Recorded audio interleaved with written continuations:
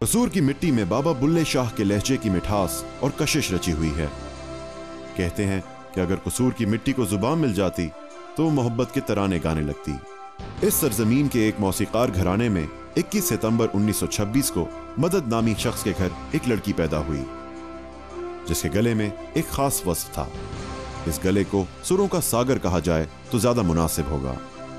इस बच्ची का नाम अल्लाह वसाई रखा गया।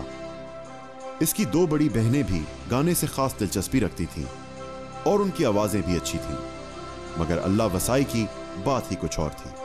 शुरू से ही चूँकि मुझे क्लासिकल की तालीम दी जा रही थी, जब मैं यहाँ आई तो बड़े बड़े उस्तादों में गाना गवाया जाता है। उस बच्चे को जो सीखता है उनको पता चला कि जहाँ कोई लड़की आई है, गाती है क्लासिकल और अच्छा गाती है, तो मुझे पंचोली स्टूडियो में बुलाया।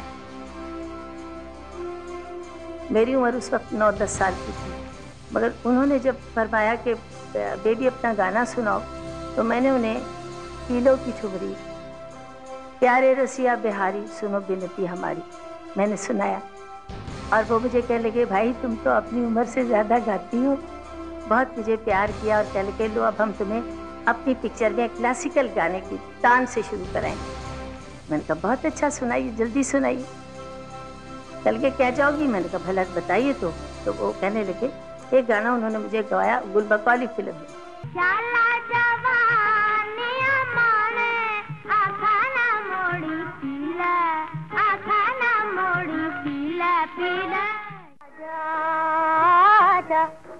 आजा मेरी बर्बाद मोहब्बत के सहारे, है कौन जो बिगड़ी हुई तकदीर तुम्हारे।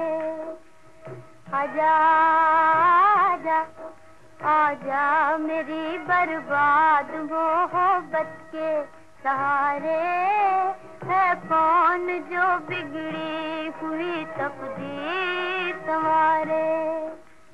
मैं 6 बरस की थी जब इनकी गंडाबंद शागिर्द हुई।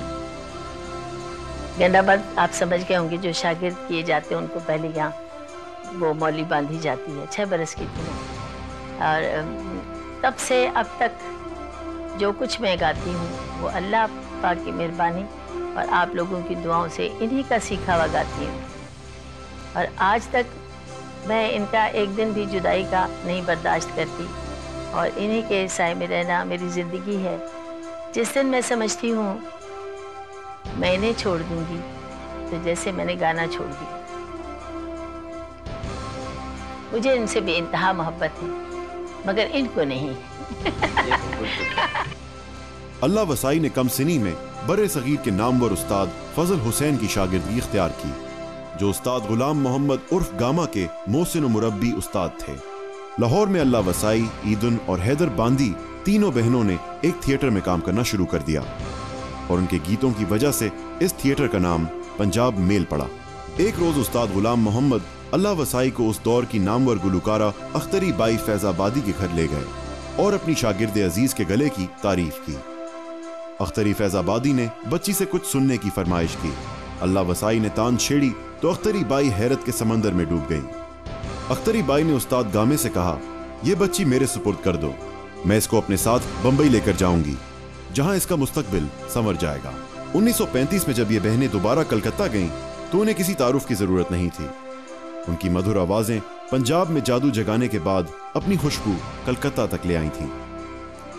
1938 में लाहौर में सेठ दिल सिंह एम पंचोली ने स्टूडियो कायम किया और उन्होंने इन तीनों बहनों को कलकत्ते से लाहौर बुलवाया और 1 साल बाद अपने इदारे पंचोली आर्ट्स पिक्चर्स की तरफ से पहली फिल्म गुले बकौली रिलीज की, जिसे बेबी नूरजहां के सुपरहिट गानों ने कामयाबी से हमकिनार किया। फिल्म यमला जट ने बेबी नूरजहां को मकबूलियत के नए सफर पर रवाना कर दिया। 1942 में 15 साल की उम्र में बेबी नूरजहां ने चाइल्ड स्टार के बजाय पहली बार हीरोइन के रूप में अदाकारी की। यह फिल्म थी चौधरी, जिसमें नूरजहां के मुकाबिल गुलाम मोहम्मद हीरो थे। इसके साथ ही उनके नाम से बेबी का लफ्ज हट गया और जहान फन नूरजहां के कदमों में आ रहा था। 1942 में फिल्म खानदान की हैरत अंगेज कामयाबी ने नूरजहां को अवाम की मकबूल तरीन गुलकारा और महबूब अदाकारा बना दिया। इस फिल्म के दौरान नूरजहां और शौकत हुसैन रिजवी एक दूसरे के करीब आ गए और जल्द ही एक दूसरे के शरीके हयात बन गए। 1945 में नूरजहां की 4 फिल्में बड़ी माँ, भाईजान, गांव की गोरी और बेहद कामयाब फिल्म जीनत रिलीज हुई। फिल्म जीनत ने नूरजहां को अपने हम असरों में मुमताज मकाम अता कर दिया।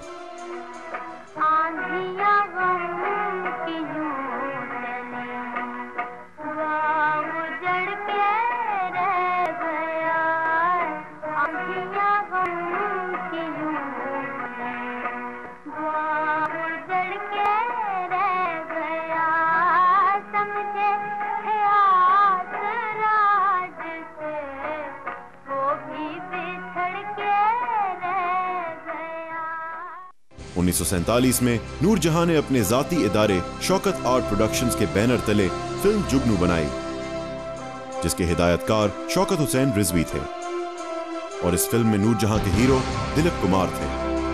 वो दिन जब याद आते हैं कलेजा मुंह को आता है, यहाँ बदला वफा का बेवफाई के सिवा क्या है।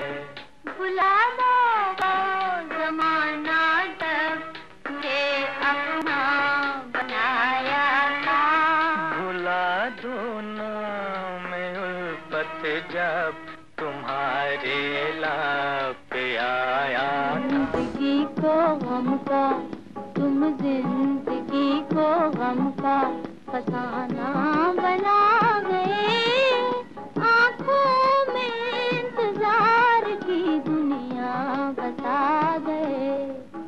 तुम जिंदगी को गम का फसाना बना गए, आंखों में इंतजार की दुनिया बता गए। बहैसियत अदाकारा नूरजहां की आखिरी फिल्म गालिब थी।